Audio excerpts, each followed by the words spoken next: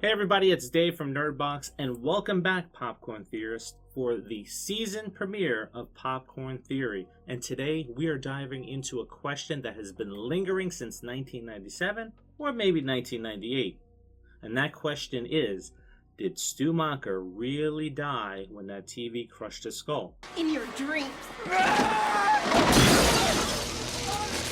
Or like Ghostface itself, has he been hiding in the shadows, waiting for his return? This is not a question that popped up after the first Scream film dropped. It's something that started to build with its sequels. Today we're breaking down the case for Stu's survival, his motives for returning in Scream 7, and the breadcrumb trail that has been left across the franchise that may prove that he's been hiding in plain sight. Now before we begin, don't forget to drop a like on this video, leave a comment if you're on the Stu train and think he is alive, or if you just think that he's dead, let me know that too. And what other clues have you found that I might not cover today? Drop that into the comments as well. Now this episode is not the full story. It is part one of a two-part series where we're going to reveal in the next part the secret legacy character who may have been helping Stu all along. But first, let's tackle the impossible. How did Stu Macher survive?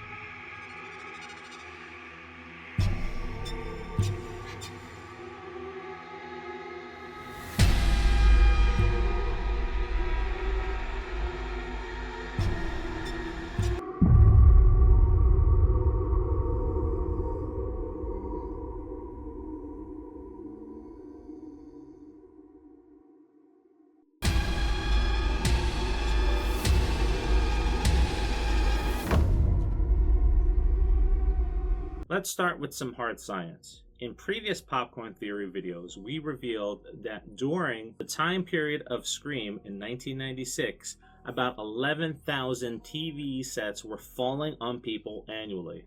I know, that's crazy to think about, but yes, 11,000 TVs were dropping on people. And around 90% of those TVs at that time were the CRTV big box televisions, like the exact one that we see in the first film. And from 2000 to 2015, 176,000 televisions fell on people, and only one person died. And the victim?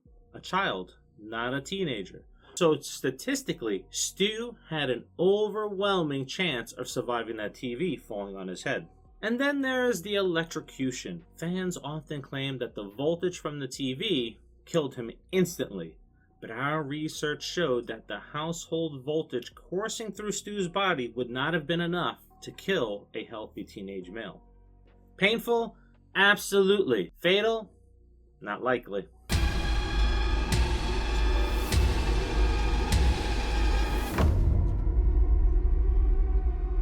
So what happened to Stu? If he lived, why didn't we see him in court or in jail or any mentions of that in the films to follow? The answer may lie in the Macher family itself. Stu's house is a 4.9 square thousand foot estate valued at around $3 million in the 90s. That means serious wealth, and wealth is often tied to influence and possibly even government connections. Now what that means is that Stu's parents had the power to cover up his survival, to bury his name, to fake his death, and to shift all of the blame onto Billy Loomis. Billy was framed as the mastermind from day one, while Stu became a forgotten footnote, almost erased. Think about it, when Tara is quizzed in Scream 2022 on who the original killers were, she forgets Stu entirely. And then, Ghostface on the other end, his tone changes instantly. Almost offended, almost personal. Who was the killer in Stab 1? Oh, I know this one, you fuck. It's Billy Loomis. It's Billy Loomis. Oh, I'm sorry, Tara, but that's just not correct. What? No, it is. That is right. The correct answer is Billy Loomis and Stu Macher. There are two killers in the original stab.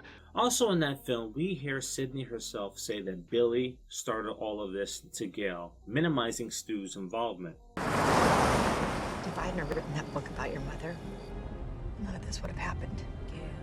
I started all of this. No, you didn't. Billy Loomis started this, and we're gonna end it. After tonight, no more books, no more movies, no more fucking Ghostface. And if we fast forward to the next film, there's no Stu's bloody shirt as a trophy in Richie's Ghostface museum.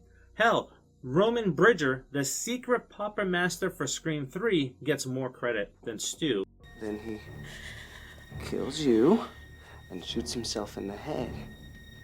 Perfect ending. I thought of that. For a narcissist like Stu, if he's still alive, being forgotten is the ultimate insult. And it may just be the fuel that kept him alive in the shadows, plotting his revenge and his return. You see, Sid, everybody dies but us. Everybody dies but us. We're gonna carry on and plan the sequel, because let's face it, baby, these days, you gotta have a sequel.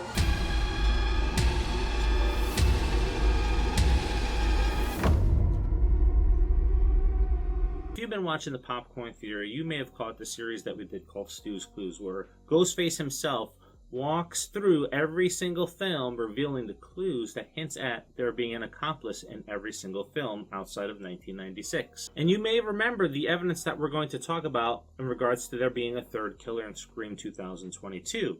But if you don't, let's do a quick recap of the big ones from that film, especially the one that everybody talks about, the hospital scene, only with a twist and how it ties into Scream 6.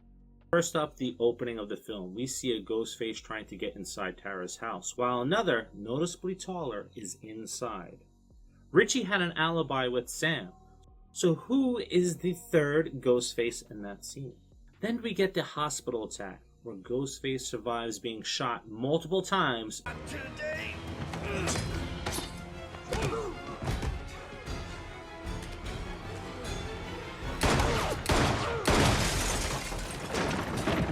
Thanks to a bulletproof vest that he took from Judy's car. And in the finale, Amber never wears one. So where did the vest go that the Ghostface was wearing in the hospital? After being shot by Sidney, you would have figured that she would have put the vest back on along with the robe. It should have been one of her first thoughts after all. Is this coincidence? Is this bad writing? Or was it someone else? Someone older, someone taller, and someone else that was wearing the vest in the hospital. But that vest didn't completely vanish in that one scene. It turns up in the next film. When Scream 6 hit New York, the killings escalated. It became more violent. And in the bodega scene, we see a bulkier, stronger Ghostface using what appears to be a stolen police vest beneath his robe. Fans just assumed and wrote this off as this being Detective Bailey. But there's one big flaw with this. Bailey was on duty, tied to the precinct, and confirmed at the crime scene when the bodega killings happened.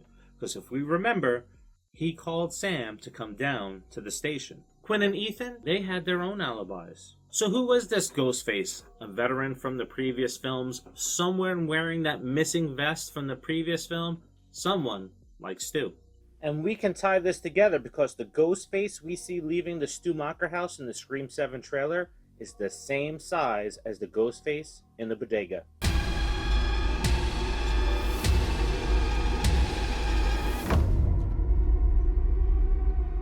And now we get to the motive. Stu Macher wanted to be remembered.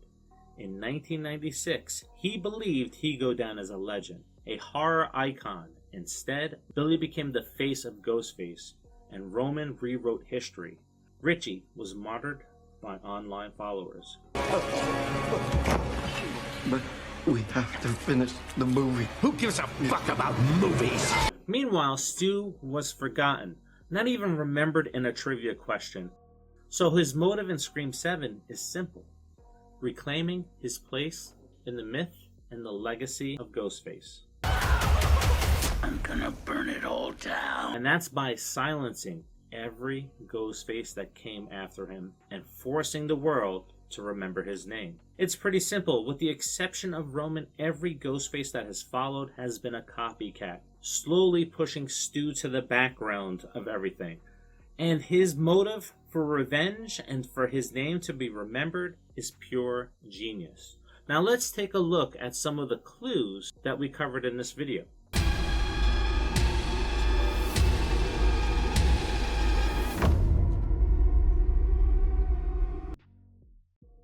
His survival is statistically possible. The TV would not have killed him, nor would the electrical current flowing through his body. His disappearance is explainable through the wealth and influence of his parents. His legacy and ties to Woodsboro murders are slowly being buried. And in previous videos, we discussed the hidden accomplice aiding in the background of all the films. Judy's missing bulletproof vest could be in the hands of Stu, and because every person revealed to be under the mask in New York had alibis at the time of the attack at the bodega. And let's not forget, when Gail was attacked inside her home, there was a Ghostface on the phone. There was a Ghostface in the apartment that was strong enough to throw her boyfriend through a bookshelf. Meanwhile, Ethan and Bailey had alibis and were with the core four. So here's the kicker. Stu may not be acting alone. There might be another secret legacy character that is returning, that has been helping him all along, and that's Kirby Reed. And that's something that we're going to dive into in the next part of our season premiere of Popcorn Theory. Now again, drop a like on this video. Let me know what you think of this theory about Stu's motives and his return in the next film.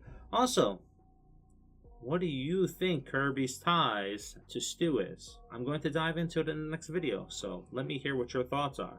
Now, before you go, don't forget to subscribe to the channel if you haven't done so already. Don't worry about that notification bell. Will always be there in your subscription history. Thank you, as always, for watching the video. I truly appreciate you, love you, and I'll see you on the next.